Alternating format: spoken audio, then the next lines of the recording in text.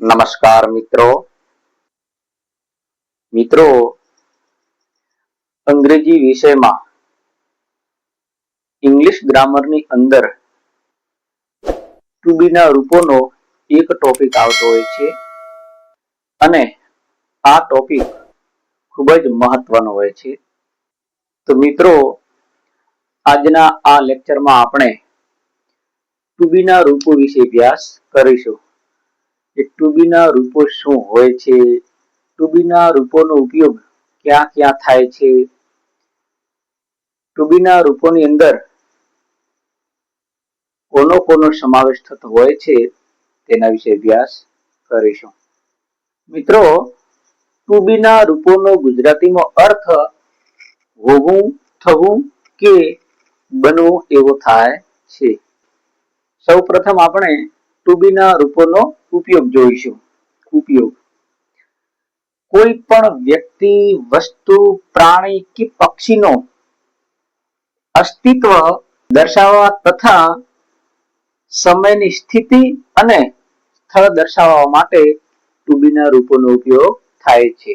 Two બી ના રૂપોની અંદર કોઈ પણ વસ્તુ, વ્યક્તિ, પશુ, પક્ષી કે પદાર્થ પોતે શું છે તેવું દર્શાવવું હોય ત્યારે ટુ બી ના રૂપનો ઉપયોગ થાય છે. જો મિત્રો અહીં ટુ બી ના રૂપોની અંદર કોઈ પણ વ્યક્તિ, વસ્તુ, પશુ, પક્ષી કે પ્રાણી પોતે શું છે જ્યારે પોતાના વિશે વાત કરી હોય, પોતે શું છે તેવું દર્શાવવું હોય ત્યારે ટુ બી ના રૂપોનો ઉપયોગ થાય છે. દાખલા તરીકે હું શિક્ષક છું એટલે કે આઈ એમ અ ટીચર. અહીં મારું પોતાનું અસ્તિત્વ બતાવ્યું છે કે હું શું છું. તેવી જ રીતે બીજું વાક્ય છે અજય રાજકોટમાં છે એટલે કે Ajay is in the Rajkot. અહીં સ્થળ દર્શાવ્યું છે. પ્રથમ વાક્યમાં પોતે શું છે તે દર્શાવ્યું છે એટલે કે પોતાનું અસ્તિત્વ દર્શાવ્યું છે અને બીજા વાક્યમાં સ્થળની વાત કરી છે. તો જુઓ મિત્રો અહીં પ્રથમ વાક્યમાં એમ નો ઉપયોગ થયો છે અને બીજા વાક્યમાં is નો ઉપયોગ થયો છે. તો મિત્રો અંગ્રેજી વિષયની અંદર આપણે એમ, is, are, was, were, shall કે will નો ઉપયોગ થતો જોયો છે. તો મિત્રો આ બધાય એમ, is, are, was, were, shall કે will આ તમામને ટુ બી ના રૂપો કહે છે અને ટુ બી ના રૂપોનો ગુજરાતીમાં અર્થ હોવું, થવું કે બનવું એવો થાય છે. આ ટુ બી ના રૂપોનો ઉપયોગ કાળ પ્રમાણે થાય છે એટલે કે ટેન્સને આધીન થાય છે. પરંતુ અહીં કોઈ પણ પ્રકારની ક્રિયા થતી નથી. Non tense to be forms. એટલે મિત્રો અહીં ટુ બી ના રૂપોનો ઉપયોગ ત્રણ કાળની અંદર થાય છે. વર્તમાન કાળની અંદર, ભૂતકાળની અંદર અને ભવિષ્યકાળની અંદર. વર્તમાન કાળની અંદર એમ, is અને are ટુ બી ના રૂપનો ઉપયોગ થાય છે જ્યારે ભૂતકાળની અંદર was કે were ટુ બી ના રૂપોનો ઉપયોગ થાય છે જ્યારે ભવિષ્યકાળની અંદર shall be કે will be જેવા ટુ બી ના રૂપોનો ઉપયોગ થાય છે. તો સૌપ્રથમ મિત્રો આપણે આજના આ લેક્ચરમાં વર્તમાન કાળની અંદર કયા કયા ટુ બી ના રૂપોનો ઉપયોગ થાય છે તેના વિશે વિગતવાર અભ્યાસ કરીશું. પરંતુ આની પહેલા જો તમે અમારી YouTube ચેનલમાં નવા હો તો લાઈક કરો, શેર કરો અને સબસ્ક્રાઇબ કરો જેથી અંગ્રેજી વિશેના આવા અવનવા વિડીયો રોજ તમને મળતા રહે. તો મિત્રો હવે સૌપ્રથમ આપણે ટુ બી ના રૂપની અંદર વર્તમાન કાળમાં કયા કયા ટુ બી ના રૂપ આવે છે તેના વિશે અભ્યાસ કરીશું. જો મિત્રો વર્તમાન કાળની અંદર એમ, ઇઝ અને આર જેવા ટુ બી ના રૂપનો ઉપયોગ થાય છે. અને આ એન ઇઝ આર નો ગુજરાતીમાં અર્થ છે, છું, છો કે છીએ તેવો થાય છે. મિત્રો, અહીં વર્તમાન કાળની અંદર જે ટુ બી ના રૂપનો ઉપયોગ થયો છે તેમાં કોઈ પણ પ્રકારની ક્રિયા થતી નથી.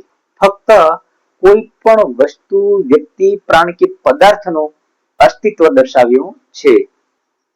તો મિત્રો, હવે આપણને પ્રશ્ન થાય કે એમ નો ઉપયોગ ક્યારે કરવો, ઇઝ નો ઉપયોગ ક્યારે કરવો અને આર નો ઉપયોગ ક્યારે કરવો. તો જુઓ મિત્રો, જો કર્તા તરીકે આઈ આપેલો હોય તો એમ નો ઉપયોગ થાય છે. અને જો કર્તા તરીકે he, she, it કે કોઈ એક વચનમાં નામ આપેલું હોય ત્યારે ટુ બી ના રૂપ તરીકે ઇઝ નો ઉપયોગ થાય છે. અને જો કર્તા તરીકે we, you, they કે કોઈ બહુવચનમાં નામ આપેલું હોય ત્યારે ટુ બી ના રૂપ તરીકે આર નો ઉપયોગ થાય છે. એટલે કે જો મિત્રો કર્તા તરીકે આઈ આપેલો હોય તો એમ નો ઉપયોગ થાય છે. અને જો કર્તા તરીકે he, she, it કે કોઈ એક વચનમાં નામ આપેલો હોય ત્યારે ઇઝ નો ઉપયોગ થાય છે. અને જો કર્તા તરીકે we, you, they કે કોઈ બહુવચનમાં નામ આપેલો હોય ત્યારે આર નો ઉપયોગ થાય છે. તો મિત્રો, હવે આપણે વર્તમાન કાળની અંદર જે ટુ બી ના રૂપનો ઉપયોગ થાય છે તે ટુ બી ના રૂપનો ઉપયોગ કેવી રીતે કરવો તેનો વાક્ય રચના સહિત અભ્યાસ કરીશું. તો મિત્રો, હવે આપણે ટુ બી ના રૂપની અંદર વર્તમાન કાળની અંદર તેની વાક્ય રચના જોઈશું. જો મિત્રો, વાક્ય રચના છે સબ્જેક્ટ વત્તા એમ ઇઝ આર વત્તા ઓબ્જેક્ટ. એટલે કે વર્તમાન કાળમાં ટુ બી ના રૂપની અંદર વાક્ય રચનાની અંદર સૌ પ્રથમ સબ્જેક્ટ એટલે કે કર્તા આવે છે, પછી એમ ઇઝ આર આવે છે અને છેલ્લે ઓબ્જેક્ટ આવે છે. અહીં સબ્જેક્ટ એટલે કર્તા, વાક્યની શરૂઆતમાં કર્તા હોય છે. પછી ટુ બી ના રૂપ તરીકે એમ ઇઝ આર નો ઉપયોગ થયો હોય છે. તો આપણે આગળ જોયું તેવી રીતે જો કર્તા તરીકે આઈ હોય તો એમ નો ઉપયોગ થાય છે. અને જો કર્તા તરીકે he, she, it કે કોઈ એક વચનમાં નામ આપેલું હોય તો ઇઝ નો ઉપયોગ થાય છે. અને જો કર્તા તરીકે we, you, they કે કોઈ બહુવચનમાં નામ આપેલું હોય ત્યારે આર નો ઉપયોગ થાય છે. અને છેલ્લે ઓબ્જેક્ટ. તો મિત્રો, હવે આપણે વર્તમાન કાળની અંદર જે ટુ બી ના રૂપનો ઉપયોગ થયો છે તે ટુ બી ના રૂપોની વાક્ય રચના પ્રમાણે થોડાક વાક્ય જોઈશું. જો મિત્રો, પ્રથમ વાક્ય છે આઈ એમ અ ડોક્ટર. એટલે કે હું ડોક્ટર છું. અહીં મારા અસ્તિત્વની વાત કરી છે. હું પોતે શું છે તે દર્શાવી છે. એટલે કે મારા અસ્તિત્વ વિશેની વાત કરી છે. તો જુઓ મિત્રો, આ વાક્યની અંદર ટુ બી ના રૂપ તરીકે એમ નો ઉપયોગ થયો છે. કારણ કે કર્તા તરીકે આઈ છે, હું પોતે છું. તેથી અહીં ટુ બી ના રૂપ તરીકે એમ નો ઉપયોગ થયો છે. બીજું વાક્ય છે ભરત ઇઝ માય નેફ્યુ. એટલે કે ભરત મારો ભત્રીજો છે. જો મિત્રો, અહીં ટુ બી ના રૂપ તરીકે ઇઝ નો ઉપયોગ થયો છે. કારણ કે આપણે આગળ જોયું તેવી રીતે જો કર્તા તરીકે he, she, it કે કોઈ એક વચનમાં નામ આપેલું હોય તો ટુ બી ના રૂપ તરીકે ઇઝ નો ઉપયોગ થાય છે. તેથી અહીં ત્રીજો પુરુષ એક વચન એટલે કે અહીં ભરત નામ આપેલો છે. ત્રીજો વાક્ય છે he is handsome એટલે કે તે સુંદર છે. જુઓ મિત્રો, અહીં to be ના રૂપ તરીકે is નો ઉપયોગ થયો છે, કારણ કે જો કર્તા તરીકે he, she, it કે કોઈ ત્રીજો પુરુષ એક વચન હોય તો is નો ઉપયોગ થાય છે. જુઓ મિત્રો, અહીં handsome એટલે સુંદર અને બ્યુટીફુલ એટલે પણ સુંદર થાય. તો મિત્રો હવે આપણને પ્રશ્ન થાય કે અહીં હેન્ડસમ શબ્દ શા માટે વપરાય છે, બ્યુટીફુલ શબ્દ કેમ નથી વપરાયો? તો જો મિત્રો, જ્યારે કોઈ પણ પુરુષ વિશે વાત કરવાની હોય ત્યારે હેન્ડસમ શબ્દ વપરાય છે, અને જ્યારે કોઈ સ્ત્રી વિશે વાત કરવાની હોય એટલે કે છોકરી વિશે વાત કરવાની હોય ત્યારે બ્યુટીફુલ શબ્દ વપરાય છે. તો આપણે અહીં he એટલે તે છોકરા વિશે વાત થઈ છે, તેવી જ રીતે જો આપણે છોકરી વિશે વાત કરવી હોય તો she is beautiful એટલે કે તેણી સુંદર છે. અહીં she is handsome એવું ન લખાય, કારણ કે અહીં છોકરી વિશે વાત થઈ છે એટલે કે તેણી સુંદર છે.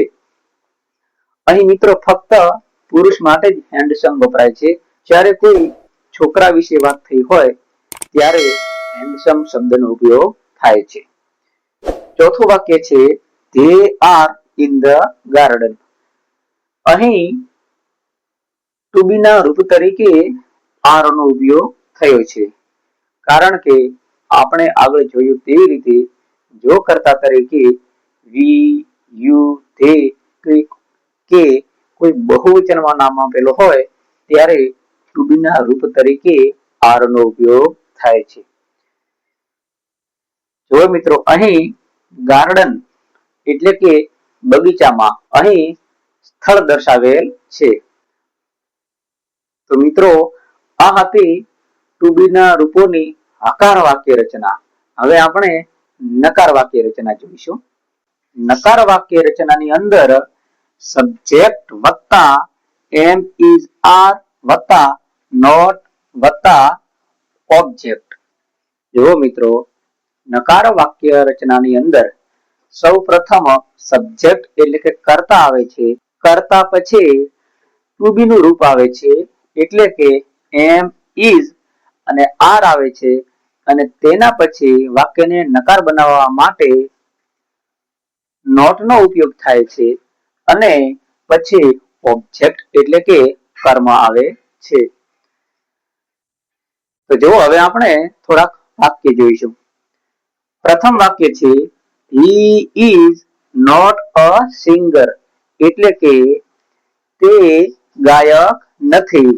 જો મિત્રો, અહીં પ્રથમ વાક્યની અંદર સબ્જેક્ટ તરીકે he છે અને to be ના રૂપની અંદર am, is, are ની અંદરથી is છે, કારણ કે અહીં ત્રીજો પુરુષ એક વચન એટલે કે he, she, it ની અંદરથી કર્તા તરીકે he છે, પછી નકાર બનાવવા માટે not છે, અને છેલ્લે a singer જે કર્મ છે. he is not a singer એટલે કે તે ગાયક નથી. બીજું વાક્ય જોઈએ. Kuldeep is not in the classroom એટલે કે કુલદીપ ક્લાસરૂમમાં નથી. જો મિત્રો, અહીં સબ્જેક્ટ તરીકે કુલદીપ છે, am, is, are ની અંદરથી is છે, પછી નકાર બનાવવા માટે not આવે છે, અને છેલ્લે ઓબ્જેક્ટ તરીકે in the classroom. ત્રીજું વાક્ય જોઈએ. they are not in the garden એટલે કે તેઓ બગીચામાં નથી.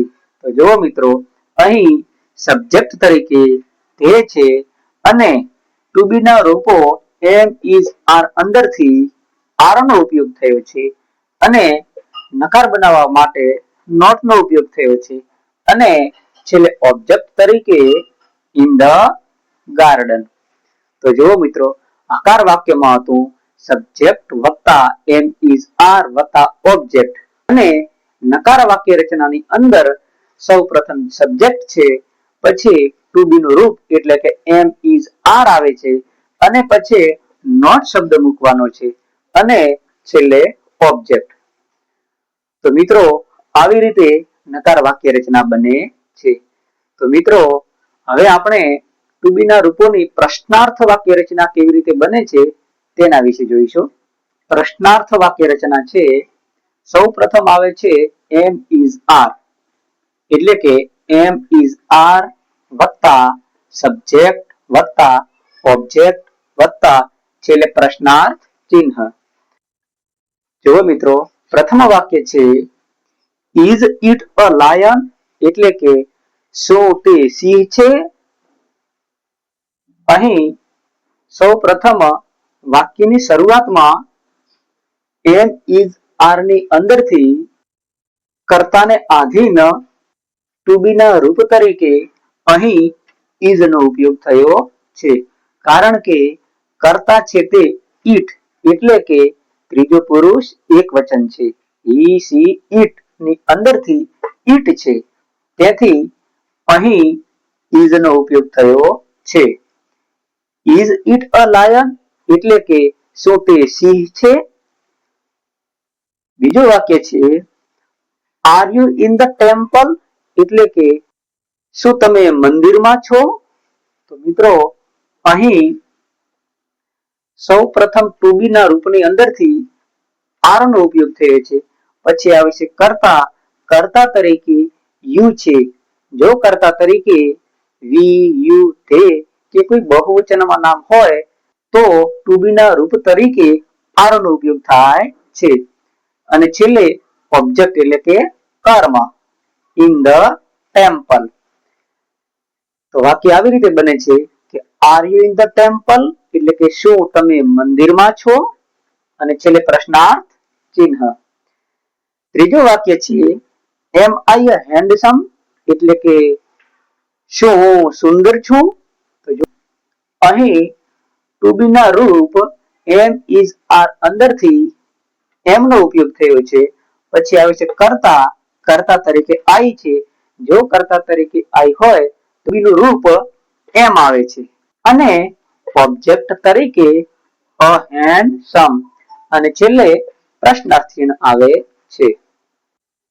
એટલે કે એમ આઈ અ હેન્ડસમ એટલે કે શું હું સુંદર છું તેવો અર્થ થાય છે. ટુ બી ના રૂપોનો ગુજરાતીમાં અર્થ થાય છે હોવું, બનવું કે થવું. અને આજના આ લેક્ચરમાં આપણે ટુ બી ના રૂપોની અંદરથી વર્તમાન કાળના ટુ બી ના રૂપો વિશે જોયું. વર્તમાન કાળની અંદર ટુ બી ના રૂપો તરીકે એમ, ઇઝ અને આર નો ઉપયોગ થાય છે. તો સૌ પ્રથમ આપણે ટુ બી ના રૂપોની હકાર વાક્ય રચના જોઈ, પછી નકાર વાક્ય રચના જોઈ, અને છેલ્લે પ્રશ્નાર્થ વાક્ય રચના જોઈ. વર્તમાન કાળની અંદર ટુ બી ના રૂપોની હકાર વાક્ય રચના હતી સબ્જેક્ટ વત્તા એમ ઇઝ આર વત્તા ઓબ્જેક્ટ, અને નકાર વાક્ય રચના હતી સબ્જેક્ટ વત્તા એમ ઇઝ આર વત્તા નોટ વત્તા ઓબ્જેક્ટ. અને પ્રશ્નાર્થ વાક્ય રચના જોઈએ તો એમ ઇઝ આર વત્તા સબ્જેક્ટ વત્તા ઓબ્જેક્ટ અને છેલ્લે પ્રશ્નાર્થ ચિહ્ન. તો મિત્રો હવે આપણે એક વાક્ય જોઈશું, તેની હકાર વાક્ય રચના બનાવશું, નકાર વાક્ય રચના બનાવશું અને પ્રશ્નાર્થ વાક્ય રચના બનાવશું. ધારો કે આપણે એમ કહ્યું હોય કે હું શિક્ષક છું એટલે કે આઈ એમ અ ટીચર એટલે કે હું શિક્ષક છું. આ હકાર વાક્ય રચના છે. તો હવે આપણે આ હકાર વાક્ય રચનાને નકાર વાક્ય રચનામાં ફેરવવું હોય તો સૌ પ્રથમ કર્તા એટલે કે આઈ નો આઈ આવશે. આઈ પછી ટુ બી ના રૂપ તરીકે એમ આવશે, કારણ કે કર્તા તરીકે આઈ છે, તેથી ટુ બી નું રૂપ એમ આવશે. પછી ટુ બી ના રૂપો પછી નોટ આવશે એટલે કે નોટ અને છેલ્લે ઓબ્જેક્ટ આવશે એટલે કે અ ટીચર. આ થઈ ગઈ તેની નકાર વાક્ય રચના એટલે કે આઈ am not a teacher.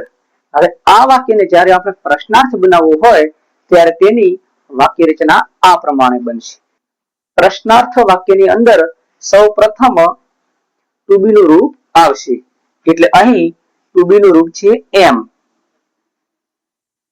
M two બી ના રૂપ પછી સબ્જેક્ટ આવશે તો અહીં સબ્જેક્ટ તરીકે આઈ છે. પછી ઓબ્જેક્ટ આવશે. ઓબ્જેક્ટ છે a teacher M I a teacher અને પછી આવશે પ્રશ્નાર્થ ચિહ્ન. તો જો મિત્રો અહીં એમ આઈ અ ટીચર એટલે કે શું હું શિક્ષક છું તેવો અર્થ થાય છે. તો જો મિત્રો અહીં ટુ બી ના રૂપોની અંદર વર્તમાન કાળની અંદર એમ ઇઝ આર ટુ બી ના રૂપનો ઉપયોગ થાય છે.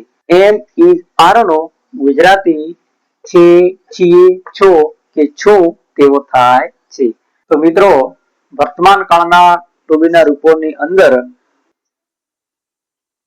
તેની વાક્ય રચનાઓમાં હકાર વાક્ય રચનામાં સબ્જેક્ટ વત્તા એમ ઇઝ આર વત્તા ઓબ્જેક્ટ અને નકાર વાક્ય રચના જોઈએ તો સબ્જેક્ટ વત્તા એમ ઇઝ આર વત્તા નોટ વત્તા ઓબ્જેક્ટ અને પ્રશ્નાર્થ વાક્ય રચનાની અંદર જોઈએ તો એમ ઇઝ આર વત્તા સબ્જેક્ટ વત્તા ઓબ્જેક્ટ વત્તા પ્રશ્નાર્થ ચિહ્ન.